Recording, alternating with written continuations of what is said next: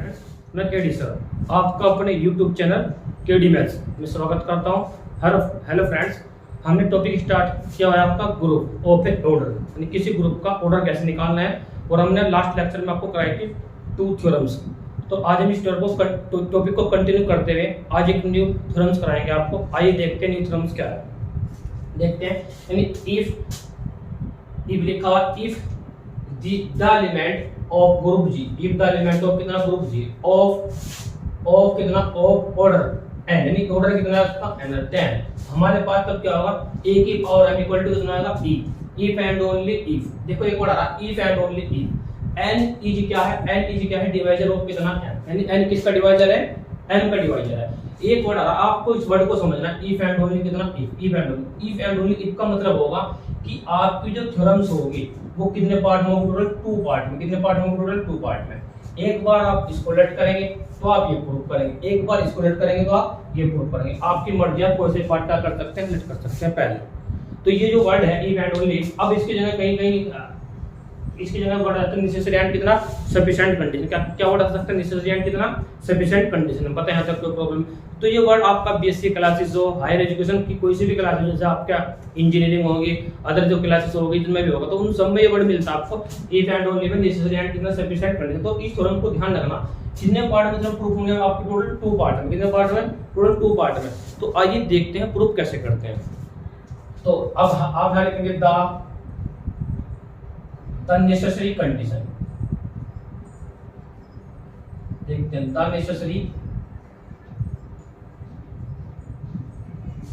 Condition, the necessary condition. हाँ, तो बताइए कोई problem.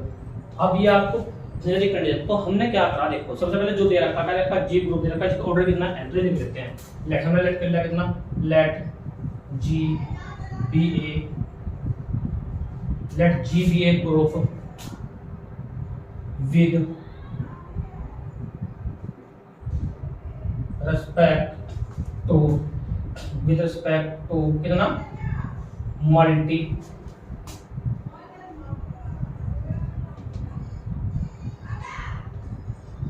Multiplication, with respect to कितना multiplication, with respect to multiplication and let जो आपको गिवन है, एंड लेट कितना रखा, order of a equal to कितना n, order of a n equal to कितना एन। तो दिस इंप्लाइड a की पावर n इक्वल टू कितना जाएगा आपके पास e। बताया था कोई प्रॉब्लम, इसको इक्वेशन नंबर कौन सी वाले में ना, फर्स्ट। यहां तो बताइए प्रॉब्लम है।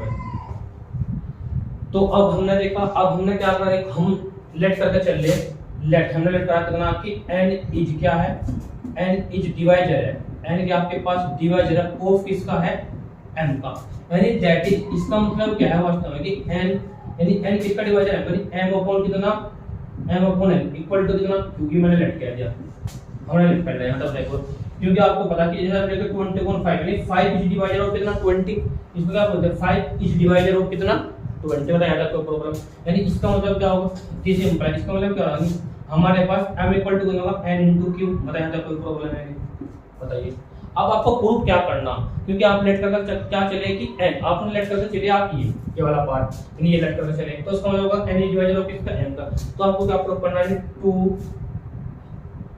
सो देखो 2 सो दैट क्या करना, 2 सो दैट हमें क्या करना, 2 सो दैट हमको करना कितना है कि हम क्या करेंगे, a की पावर m इक्वल टू कितना प्रूव करना e, यानी a की पावर m इक्वल टू कितना प्रूव करना आपको, ये आपको क्या करना, आपको बताया था कोई प्रॉब्लम है, बताइए, ठीक है ना। तो नाउ इसको एक काम करते हैं, इक्वेशन नंबर कौन सा बनाना है, इसको सेकंड बनाते हैं। इक्वेशन कौन सा बनाते हैं, इसको सेकंड। ये आपकी इक्वेशन कौन सी बनेगी, सेकंड। बताया था कोई प्रॉब्लम है, एक बार नोट डाउन कर लीजिए।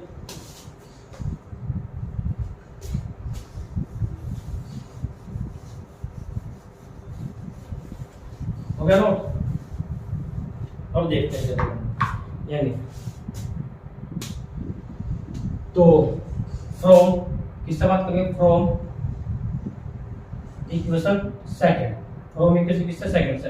अब बताइए इक्वेशन सेकंड को, the equation second from equation second से कैसे लिख सकते हैं, a की पावर कितना m इक्वल टू a की पावर कितना n क्यूब। बताया था लिख सकते हैं फ्रॉम इक्वेशन किससे, फर्स्ट सेकंड को। देखो कैसे लिखते हैं, क्यों? क्योंकि आपको पता अगर आप a की पावर m करोगे और a की पावर कितना करोगे n क्यूब करोगे, तो इसका मतलब क्या होगा वास्तव में m इक्वल टू कितना n क्यूब, क्योंकि दोनों का बेस क्या है, समान है, और इक्वल टू में तो पावर क्या हो जाएगी, इक्वल हो जाएगी, m इक्वल टू कितना n क्यूब। यहाँ तक बताइए प्रॉब्लम है, बताइए। अब दिस इंप्लाई मैंने कहा a की पावर m, ठीक है ना, इक्वल टू कैसे लिख सकते हैं a की पावर m की पावर कितना क्यूब, बताया तब तो प्रॉब्लम। उसके बाद हम इसे क्या लिख सकते हैं e की पावर m इक्वल टू क्या लिखेंगे e की पावर कितना q, क्योंकि किससे from equation first, from equation किससे फर्स्ट है, या फर्स्ट लिख दो या दैट इज क्या लिख सकते हैं, दैट इज क्या लिख सकते हैं, क्योंकि order of a equal to कितना n, दिस इंप्लाई a की पावर इक्वल टू कितना e के, बताया था कोई प्रॉब्लम। यानी अब आपको पता दिस इंप्लाई यानी a की पावर m हो गया इक्वल टू, इसका मतलब क्या होगा e की पावर q, यानी आइडेंटिटी बहुत कुछ भी करो हमेशा कितना आएगा आपके पास e आएगा, बताया था कोई प्रॉब्लम। और ये आपको क्या करना था, बताया था कोई प्रॉब्लम। क्यों?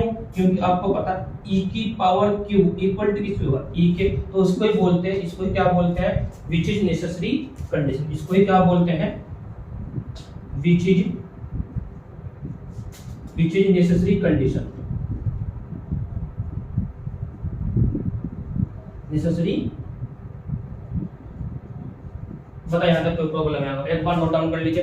देखो करना क्या, आपने ये लेट करा तो आपने प्रूफ करा, अब आप क्या करोगे, अब आप ये लेट करके चलोगे, जो प्रूफ करा तो प्रूफ क्या करेंगे आप ये चलोगे, ठीक है ना, तो ये लेट करके चलेंगे तो प्रूफ ये करेंगे, अब पहले ये लेट करा तो प्रूफ ये करा, एक बार नोट डाउन कर लीजिए।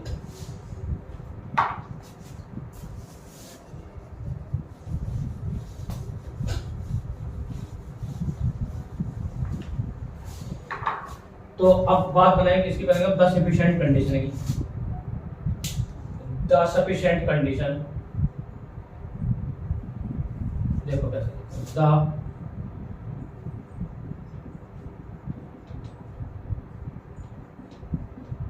The sufficient condition, the sufficient condition proof क्या करा आपने, a की पावर इक्वल टू कितना e प्रूफ करा, तो सबसे पहले क्या करेंगे बताओ, हाँ सबसे पहले बताइए क्या करेंगे, तो सबसे पहले जो प्रूफ करा लेट करेंगे a की पावर m इक्वल टू कितना e, बताया तो कोई प्रॉब्लम, ये लेट करेंगे और टू सो दैट, तो टू सो दैट क्या करना आपको, तो टू सो दैट आपको क्या करना कि n इज डिवाइजर, ऑफ किसका, ऑफ m का, बताया ना प्रूफ, यानी दैट इज, यानी वास्तव में प्रूफ क्या करना आपको, क्या प्रूफ करना वास्तव में कि m अपॉन कितना n इक्वल टू कितना q, डिवाइड करके मान लिया हमने कितना आया, कितना आया q आया, यानी इसका मतलब क्या होगा वास्तव में कि m इक्वल टू कितना n q, आपको वास्तव में प्रूफ ये करना, पता है यहाँ तक कोई प्रॉब्लम है, तो बताइए यहाँ तक कोई प्रॉब्लम है, इस मतलब यहाँ तक कोई प्रॉब्लम, बताइए एक बार नोट डाउन कर लीजिए।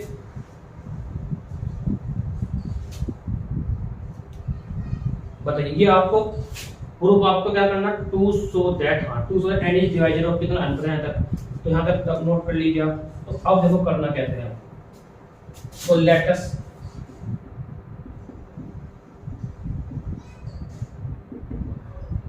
कंसिडर डिवीजन,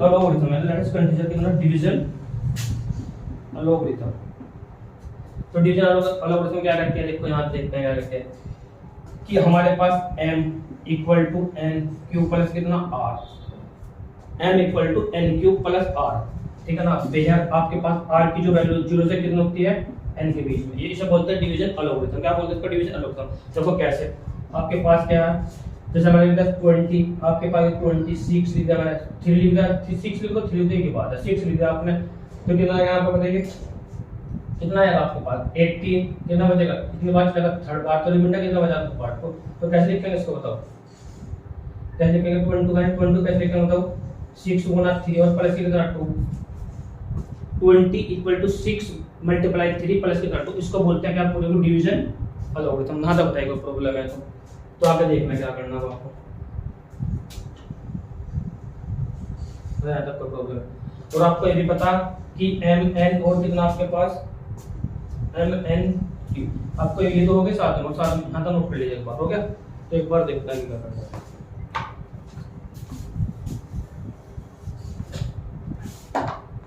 तो आपको पता है कौन कौन सा, ये m n और q किससे बिलोंग करते हैं, इंटीजर किस से, यहाँ तक बताइए प्रॉब्लम है। एक बार नोट डाउन कर लीजिए, आगे देखते क्या करना है।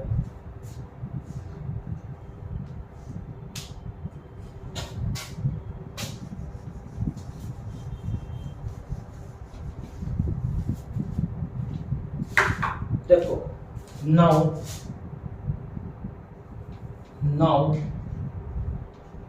देखो प्रूफ क्या, यानी आप क्या था, a की पावर m था आपके पास, a की पावर m, a की पावर कितना आपके पास, नाउ a की हम लेके चलिए a की पावर कितना m, तो a की पावर m यानी a है जी, m का मान, इसका मान कितना n, q प्लस कितना r, इसका से लिख सकते हैं, कैसे लिख सकते हैं बताइए कि a की पावर n q इनटू कितना a की पावर r इक्वल टू, इसे लिख सकते हैं a की पावर n की पावर कितना q इनटू a की पावर कितना r, तो यहाँ तक कोई प्रॉब्लम है, a की पावर क्या लिखेंगे इसको r,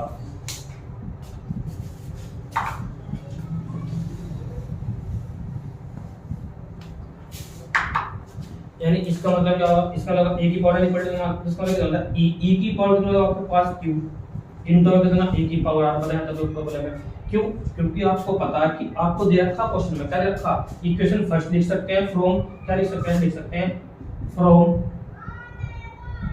इक्वेशन फर्स्ट, ठीक है, दैट इज क्या लिख सकते हैं, क्योंकि आपको दे रखा order of a equal to कितना, तो दिस इंप्लाइड a की पावर इक्वल टू कितना e के, बताया था कोई प्रॉब्लम है। तो अब आपको क्या करना है, देखो e की पावर कुछ भी करते हैं तो क्या आएगा, e इनटू कितना आएगा e की पावर r, बताया था क्यों, क्योंकि आपको पता है e की पावर कितना, e की पावर q इक्वल टू किसको होगा e के, e फॉर आइडेंटिटी, बताया था तो, यानी आपके पास कितना आ रहा है, इसका मतलब अब आपको यहाँ कितना आएगा e की पावर r, क्यों, क्योंकि आपको पता आइडेंटिटी की मल्टीपल है किसी भी एलिमेंट में अगर, तो हमेशा क्या आएगा वही एलिमेंट आएगा आपका, यहाँ तक बताएगा प्रॉब्लम है, यानी आपके पास कितना आएगा a की पावर m इक्वल टू कितना आया, a की पावर कितना आ रहा है, यहाँ तक प्रॉब्लम है।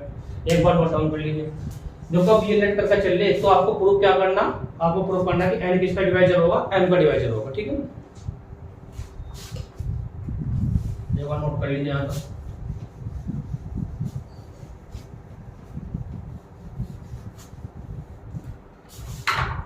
देखिए आगे, दिस इंप्लाई सो, नहीं ऐसे लिखेंगे सो, क्योंकि आपको पता है क्या, क्योंकि a की पावर m इक्वल टू कितना है e के, तो दिस इंप्लाई अब a की पावर r भी किसके इक्वल टू हो जाएगा e की, बताया तक कोई प्रॉब्लम है बताइए क्यों, क्योंकि a की पावर इक्वल टू किसका होगा, a की पावर r के, तो a की पावर इक्वल टू a की पावर r के, तो a की पावर इक्वल टू कितना e के दे रखा, और a की क्योंकि आपने पहले लेक्चर था, तो a की पावर इक्वल टू कितना e को जाएगा, तो ये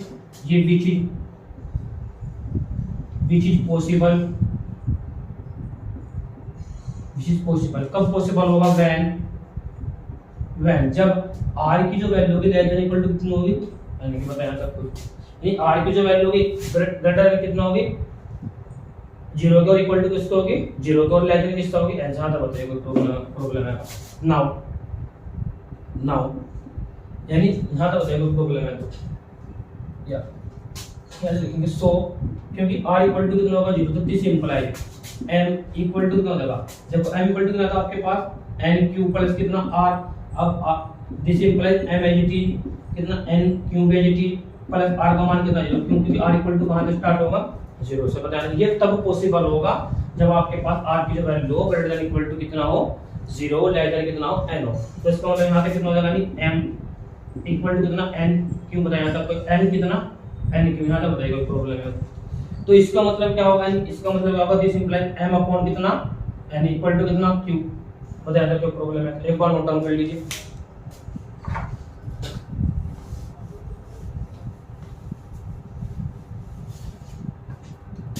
अब इसका m upon n equal to q है, तो इसका मतलब क्या होगा, इसका मतलब होगा किसी इंप्लाई क्या होगा,